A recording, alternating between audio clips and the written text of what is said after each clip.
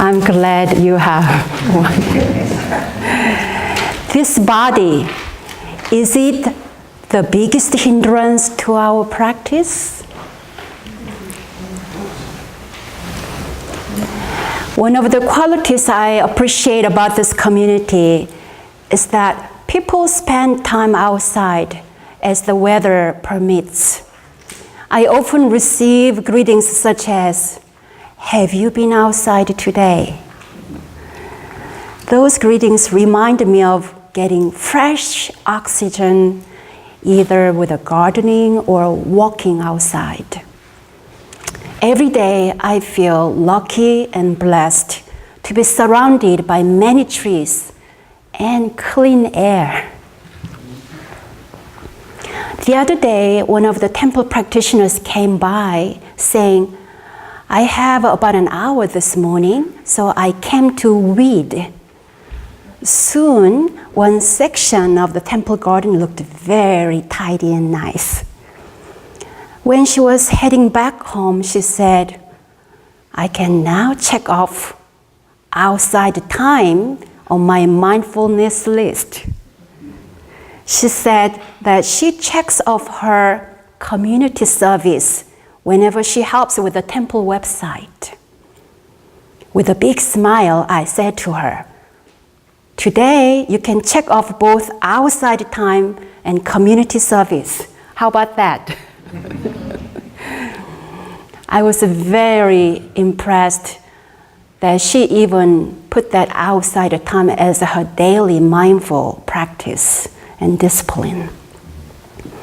These days, my body often feels heavy and my back wants to rest. Probably I gained a couple of more pounds. So I know I can easily do 30 minutes of gardening or walking outside, but I have whispering voices in my head that say, "Well, WonGong, you just had a meal. It is not a good idea to be too active right after meal. WonGong, your back and knee are not in good shape. Do not go outside because you will be squatting, which will irritate your back and knee. WonGong, you did not sleep well last night. You should just rest." If I listen to all these excuses and rationalizations, I can let the day go by goofing around. So how much time do we spend satisfying our bodily desires? Our bodily desires can lead our minds and willpower whichever directions it desires. Just like the relationship between a horse and a cart. Our cart, the willpower, our intention, follows wherever the horse, our body, leads. Is it ever possible for us to conquer our desires? Would it be ever possible for our willpower to direct our body? Saint Augustine said, "The mind orders the body, and the body obeys. The mind seeks to order itself and meets resistance." When I learned about meditation the very first time, there are 3 principles introduced and addressed again and again. 조신, 조식, and 조심. First, tame your body, 조신. Second, tame your breath, 조식. Tame your mind, 조심. When Reverend Song was here last weekend, I was impressed by the physicality of his practice of yoga, tai chi, and martial arts. I asked him if he had fully tamed and conquered his body. He said, "Oh, Reverend WonGong, how could I fully tame and conquer my body? My body constantly changes. When I have a day-long conference, my body has temper tantrum. Then I let my body have some coffee or sweets. Sometimes I feed it a spicy dish. Then my body feels calmer." What do you do when your body has a temper tantrum? Before we engage with any activity, we often first consult with our body. In my physical condition, can I take this class? Can I help this person? Do I feel like doing this? When it comes to our bodies, the fear of pain or discomfort follows us. Any hesitation we have comes from this fear. Sometimes we verbalize it, and sometimes it stays in our subconscious. In the Heart Sutra, it says, "Without any hindrance, no fears exist, free from delusion." Where does the fear come from? Do you have a fear? Where is that from? Body. Fear comes from not knowing its source or its essence. Not knowing the source of fear. This is called delusion. Delusion is mostly developed from the attachment we have to our body. Any unpleasant or dissatisfying physical experiences are registered in our consciousness. This constantly coaxes us to move toward pleasure seeking, and that pattern creates attachment. So note these connections among body, attachment, delusion, and fear. In a way, the Heart Sutra says, nobody, nobody, nobody, nobody. This means that when we have our body, it is not our body. But it is hard to see that. In the past, when I had to spend a lot of time in Home Depot for temple building projects, I found myself chanting, "Oh my leg, oh my leg, oh my leg." That was funny, but I couldn't help saying it when my leg was in pain. So I chanted louder, "Nobody, no leg. Nobody, no leg." According to the enlightened ones, in the essence of original nature, our body is just a grouping of different aggregates. However, we accumulate the attachment to our body, believing that the body is our identity and our essential self. In order to soothe the fear related to our bodies, we seek or choose comfort. The comfort we prefer can easily invite what?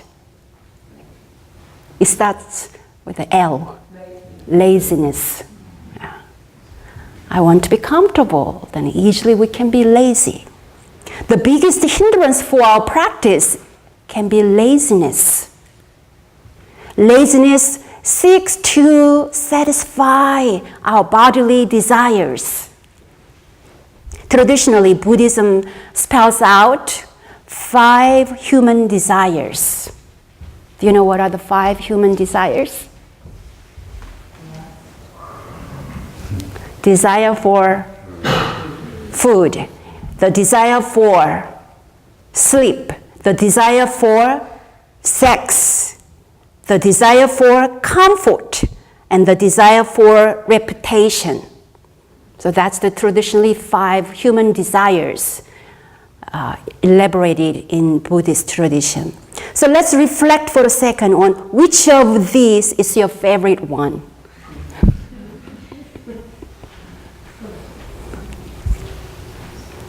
Let's think of how these desires drive much of our behavior. I like this observation from a Japanese zendo. It says, when we are in a retreat, there is not much space for engaging with the 5 desires. Sure, we might bend the retreat rules and get some satisfaction, but unless we choose to act out, we'll be stuck with the retreat food, no sex, little sleep, some degree of discomfort, and lacking a leadership role, no opportunity for attracting attention. How fabulous we are. Being in a retreat or being with a practice community like this is like having a respite from our 5 desires. Do you enjoy this respite? Some years ago, one of the Gyomunyams had a terrible car accident. Whenever I asked her how her health condition was, she always responded, I gently talk to my body and babysit my body skillfully, then my body accommodates me. Her babysitting care for her physically challenged body was doing her daily yoga for an hour and 100 full bows every day. I admired how she transformed her aching body through her daily disciplined practice. Each day, we babysit our body. Sometimes our body has a temper tantrum. We babysit our body, feeding it, taking it to the doctor, entertaining it, exercising it, and taking care of all kinds of bodily functions. We do our best to make sure our body feels comfortable. Our physical condition and needs always demand our attention. And the need for pleasure seeking can be endless. When we visited Yongsan last year, Brian Wall heard something that really made an impression on him. He remembers Master Chun San saying that in order to tame our body, it is important to train our mind first. Does it make sense? One of the Buddhist sutras, Secrets on Cultivating the Mind, expounds, know the original true mind. All thoughts, emotions, and desires are not our true mind. Another expression of true mind is described in the chapter of the Truth of Ilwansang is true voidness and numinous awareness. True voidness and numinous awareness. So all thoughts, emotions, and desires are not our true mind. The true mind is what? True voidness and numinous awareness. And this true mind can be the driver of our body if we allow it. In the last sentence of the Sutra of Secrets on Cultivating the Mind, it says, be sure to know that there is a treasure trove. Treasure trove. If you want to gain this treasure, you must cast aside this skin bag. Can you touch your skin back? Skin back. In Buddhist sutras, our body is often expressed as a skin bag or leather pouch, full of desire and lust. It is easy for us to be dragged by our physical desires. So this sutra alerts us that in this skin bag, we treasure our desires. Are you familiar with the term Dharmakaya? Dharmakaya. What does Dharma mean? Truth. Kaya. What does Kaya mean? Body, truth body. As opposed to the truth body, Dharmakaya, let's call our physical body flesh body. How can we transcend our flesh body and be united with the truth body, Dharmakaya? First, practice is fun, everybody. Practice is fun. Last weekend, Reverend Song said, find something that you really enjoy doing and incorporate that, for your mindfulness practice. Don't try to push and force you to sit and meditate. And find any fun activity, and then you find meditation and mindfulness right in the middle of that activity. Second, reflect on your great vow and noble aspiration. And beyond meeting all the needs of our physical body, you have super ego, the very noble aspiration, trying to unfold the meaningfulness and potential of your life, trying to unfold maximum potential of who you are. Let's try to remember that vow and noble aspiration. When your goal is clear, you are not easily distracted by petty desires. Suffering is not suffering. Any experience of discomfort can be perceived as a joy of your journey. We endure temporary suffering or discomfort for long-term blessings. One day I asked Patty, do you like to go to the gym and exercise? She shook her head very hard and said, no. But she goes to the gym every single day. Whenever she returns from exercise, she said, oh man, I feel like $1 million. Patty went to Korea 3 times for the pilgrimage trip, and I always try to create some open times for her to work out. Otherwise, she can get cranky. When you have an annual retreat in the mountains, there are 2 hours scheduled rest/individual practice time. Patty uses those time for exercise, running up and down the mountain paths. We understand that our body can distract us and be the biggest hindrance to our practice. It may also be the source of blessings when we tame and discipline our body well with the right amount of attention and relaxation. When we take good care of our body, what's happening? It can bring much grace and service to others and to the world. As a skin bag or our body, this skin bag, our body can be a big mess of 5 desires. In reality, however, nothing is wrong with our body. Nothing is wrong with our body. A lot of our physical desires are connected to our mind's creation.